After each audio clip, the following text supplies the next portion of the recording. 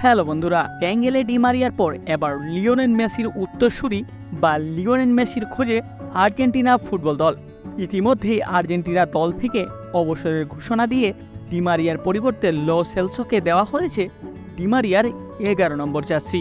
তবে এবার লিওনেল মেসির জার্সির দারভার তুলে দিবেন কার কাঁধে? পাওলো দিবালার 10 নম্বর জার্সি পরে খেলছেন প্রথম ম্যাচ, করেছেন গোলও। হয়তো লিওনেল মেসির অবসরের পর পাওলো দিবালাই হতে যাচ্ছে আর্জেন্টিনার পার্মানেন্ট নাম্বার 10। তবে কতদিন? ইতিমধ্যে দিবালার বয়স প্রায় 31 বছর। জাতীয় দলে হয়তো আরও 5 থেকে 6 বছর খেলবেন তিনি। তারপর তাকেও তুলে রাখতে হবে তার বুড়চূড়া, তুলে রাখতে হবে আর্জেন্টিনার 10 নম্বর জার্সি।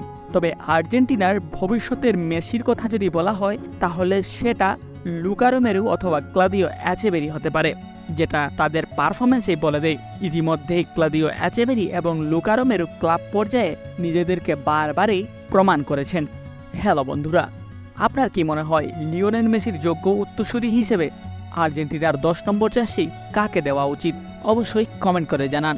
আর হ্যাঁ, ফুটবল রিলেটেড সব ধরনের ইনফরমেটিভ ভিডিও পেতে অবশ্যই চ্যানেলটিকে সাবস্ক্রাইব করুন। ধন্যবাদ।